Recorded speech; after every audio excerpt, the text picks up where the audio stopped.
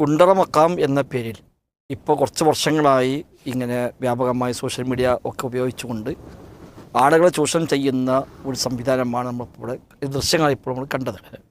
വയനാട് ജില്ലയിൽ നിന്ന് കബനിയും നദി കടന്ന് അപ്പുറത്തേക്ക് പോയി 10 കിലോമീറ്റർ കൊടുമ്പനത്തിലൂടെ നടന്നു പോയി അവിടെ ഒരു ഖബറുണ്ട് എന്നാണ് പറയുന്നത്. ഷെയ്ഖ് അബ്ദുൽ ബാരി തങ്ങൾ എന്നൊരു പേരിലാണ് അത് പരിചയപ്പെടുത്തുന്നത്.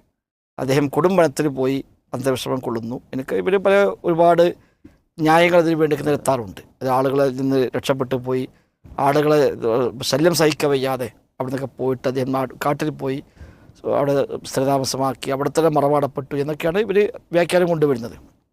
ഏതായിരുന്നാലും അത് ഫോറസ്റ്റിനുള്ളിലാണ്. 10 കിലോമീറ്റർ ഫോറസ്റ്റിനുള്ളിലൂടെ സഞ്ചരിക്കണം. അപ്പോൾ സാധാരണഗതിയിൽ നമുക്കറിയാം ഫോറസ്റ്റിലൂടെ കടന്നു പോകാൻ പെർമിഷൻ ഉണ്ടാവില്ല. അതുകൊണ്ട് അത് സാധാരണ ദിവസങ്ങളിൽ ആ മഖാമ് ഓപ്പണല്ല. അത് കൊല്ലത്തിൽ ആകെ ഒരു ദിവസം മാത്രമാണ് തുറക്കുന്നത്, ഏതാനും മണിക്കൂറുകൾ മാത്രം. അപ്പോൾ അത് സാധാരണ ഈ ശവ്വാൽ മാസത്തിലാണ് അയാളുടെ മരണ സമയം എന്ന് പ്രചരിപ്പിക്കപ്പെടുന്നു. അതിൻ്റെ ആണ്ട് എന്ന് പറഞ്ഞുകൊണ്ട് ശവ്വാൽ മാസത്തിൽ ഒരു ഡേറ്റ് നിശ്ചയിക്കും.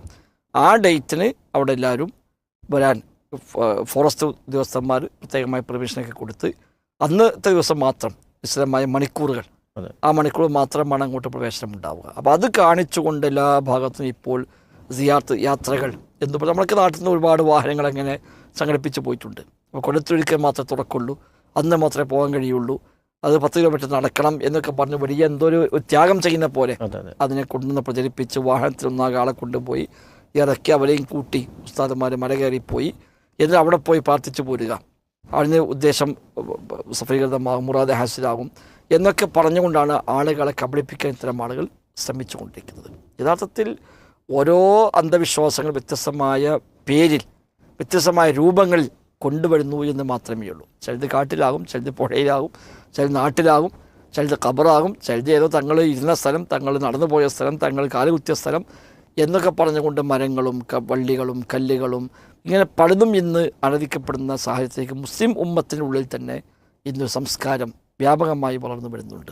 യഥാർത്ഥത്തിൽ തൗഹീദ് ഉൾക്കൊള്ളുന്ന അള്ളാഹിനെ വിശ്വസിക്കുന്ന ഈമാൻ കാര്യം വിശ്വസിക്കുന്ന ഒരു മനുഷ്യൻ ഇത്തരം ഒരു വഴിയിലേക്കും പോവുകയില്ല എന്നുള്ളത് യാഥാർത്ഥ്യമാണ്. നബിയുടെയോ സ്വഹാബത്തിനോ താബീങ്ങളുടെ കാലഘട്ടങ്ങളിൽ ഇങ്ങനത്തെ വല്ല ഖബറുമായി ബന്ധപ്പെട്ടും വല്ലതും നടന്ന എന്തെങ്കിലും ഒന്നുണ്ടോ അന്വേഷിച്ചാൽ ഒന്നും പോലും ലഭിക്കില്ല എന്ന് ഉറപ്പാണല്ലോ. എത്രയോ സ്വഹാബത്തിൻ്റെ ഖബർ അവിടെയുണ്ട്, എത്രയോ താബിയുടെ ഖബർ അവിടെയുണ്ട്. ആ കാലഘട്ടങ്ങളിൽ ഒരു സ്വഹാബിയുടെ ഖബറിങ്കിൽ, ഒരു താബിയുടെ ഖബറിങ്കിൽ ഏതെങ്കിലും സ്വഹാബി, ഏതെങ്കിലും താബിഴി ഇങ്ങനെ വല്ല കാര്യങ്ങളും ചെയ്ത വല്ലതുമുണ്ടോ? ഒരിക്കലുമില്ല. നബി തങ്ങൾ ദുആ ചെയ്തു, അല്ലാഹുമ്മ ലാ തജൽ ഖബരി വസനൻ യുഅബദ്, റബ്ബേ എൻ്റെ ഖബർ ആരാധിക്കപ്പെടുന്ന വിഗ്രഹമാക്കരുതേ എന്ന് നബി തങ്ങൾ ദുആ ചെയ്തു. പ്രത്യേകം ഉമ്മത്ത് നിർദ്ദേശം കൊടുത്തു, ലാ തജഅലു ഖബരി ഈദ, എൻ്റെ ഖബർ നിങ്ങൾ ആഘോഷകേന്ദ്രമാക്കരുത് എന്ന് പ്രത്യേകമായി നബി തങ്ങൾ താക്കീത് ചെയ്തു ഉമ്മത്തിനെ. സ്വഹാബത്ത് അത് പാലിച്ചു പോന്നു, താബിയങ്ങൾ പാലിച്ചു പോന്നു, താബികൾ പാലിച്ചു പോന്നു. മദ്ഹബിലെ ഇമാമിമാർ പോലും ആ നിലക്കുള്ള അധ്യാപകർ തങ്ങളുടെ ഗ്രന്ഥങ്ങളിൽ പ്രത്യേകമായി രേഖപ്പെടുത്തി പോന്നു. അതിനൊക്കെ ശേഷം ഷിയാക്കൾ കൊണ്ടുവന്ന ഇത്തരം ആഘോഷങ്ങൾ, ഷിയാക്കളാണ് ഖബറുമായി ബന്ധപ്പെട്ട് മുസ്ലിം ഉമ്മത്തിനെ കണക്ട് ചെയ്യാൻ ശ്രമിച്ചവർ. അതിന് മുമ്പ് ജൂതന്മാരായിരുന്നു അത് പഴയ ഉമ്മത്തുകളിൽ. നബിക്ക് മുമ്പുള്ള സമുദായങ്ങളിൽ ജൂതന്മാരാണ് ആ സംസ്കാരം കൊണ്ടുവന്നത്. ഈ ഉമ്മത്തിൽ ഷിയാക്കളാണ് ഈ സംസ്കാരം കൊണ്ടുവരുന്നത്. ഖബറിങ്ങനെ പോയി ഖബറാളിയോട് തേടുന്ന, ഖബർ ആരാധനാ കേന്ദ്രമാക്കുന്ന ഒരു സംസ്കാരം തുടങ്ങി വെച്ചത് ഹിജ്റ 3-ാം നൂറ്റാണ്ടിൽ ഷിയാക്കളാണ്. പിന്നീട് അത് വ്യാപകമായി വന്നു. 4, 5, 6, 7 നൂറ്റാണ്ടുകളിൽ തസവുഫിൻ്റെ പേരിൽ, ത്വരീഖത്തിൻ്റെ പേരിൽ ഈ ഷിയായിസം ഏറ്റെടുക്കപ്പെടുകയും അതിലൂടെ ഖബറിലേക്ക് ആളെ കൊണ്ടുപോയി ഖബറിനെ ഒരു മനുഷ്യൻ്റെ ഒരു ആത്മീയത കേന്ദ്രമായി പരിചയപ്പെടുത്തുകയും ചെയ്യുന്ന സാഹചര്യമുണ്ടായി. അത് നമ്മുടെ നാട്ടിൽ സമസ്തയുടെ പേരിലാണ് പിന്നീട് അതിന് ഒരു പ്രൊമോഷൻ കിട്ടിപ്പോകുന്നത് എന്ന് മാത്രം. ചില ഖബറൊക്കെ ആരെ കിടക്കുന്നത് അറിയില്ല, മുസ്ലിമാണോ അല്ലേ എന്നറിയില്ല. ചില ഖബർ ഒരു മയ്യത്തിൻ്റെ ഒരു ഭാഗം മാത്രം എന്ന് പ്രചരിപ്പിക്കുന്ന ഖബറുകൾ, അവിടെ കൈ മാത്രമേ ഉള്ളൂ, കാല് മാത്രമേ ഉള്ളൂ എന്ന് പറഞ്ഞുള്ള ഖബറുകൾ, ഇങ്ങനെ തുടങ്ങി ഊരും പേരും അറിയാത്ത ഖബറുകൾ, ആരാണെന്നറിയാത്ത ഖബറുകൾ, ചിലത് മയ്യത്തുണ്ടോയെന്ന് പോലും അറിയാത്ത ഖബറുകൾ, ഒരു മയ്യത്തിൽ തന്നെ 2, 3, 4, 7 ഖബർ വരെ നിർമ്മിക്കപ്പെട്ട സംഭവങ്ങൾ എല്ലാം നമ്മുടെ ഉമ്മത്തിലുണ്ട്. ഇത് അവിടേക്ക് കാണും പെണ്ണും ഒന്നാകെ ഒരു യാത്ര കെട്ടി പുറപ്പെട്ടു പോകുന്നു. നബി തങ്ങൾ പ്രത്യേകം വിലക്കിയ കാര്യമാണ്. ലാ തുഷദ്ദു റിഹാൽ ഇല്ലാ ഇലാ സലാസത്തി മസാജിദ, 3 പള്ളിയിലേക്കല്ലാതെ പ്രത്യേക പുണ്യം കാക്ഷിച്ചുകൊണ്ട് യാത്ര കെട്ടി പുറപ്പെട്ടു പോകാൻ പാടില്ല എന്ന് വ്യക്തമായ ഹദീസ് നബി തങ്ങൾ പഠിപ്പിച്ചതാണ്. ഖബറിങ്ങൽ അങ്ങനെ പോയി ഖബർ ഒരു കേന്ദ്രമാക്കി മാറ്റാൻ എവിടെയും പഠിപ്പിച്ചിട്ടില്ല. ഖബർ സിയാറത്തേ ഉള്ളൂ. ഖബർ സന്ദർശിക്കാം, ഖബറാൾക്ക് വേണ്ടി പ്രാർത്ഥിക്കാം, മരണത്തെ ഓർക്കാം എന്നതിനപ്പുറത്ത് ഖബർ ഒരു യാത്ര കെട്ടി പുറപ്പെട്ടു പോകുന്ന തീർത്ഥാടന കേന്ദ്രമായി മാറുക എന്നത് ഇസ്ലാമിലില്ല. അങ്ങനത്തെ സ്ഥാനമേ ഇസ്ലാമിലില്ല. അതുകൊണ്ടാണ് ഒരു ചാണ ഉയർത്താൻ പാടുള്ളൂ എന്ന് പറഞ്ഞത്. അധികം കെട്ടി ഉയർത്താൻ പാടില്ല എന്ന് പറഞ്ഞു. പ്രത്യേകമായ അടയാളങ്ങൾ പോലും വെക്കുന്നത് വിരോധിച്ചു. എഴുതി വെക്കാൻ പാടില്ല എന്ന് പറഞ്ഞു.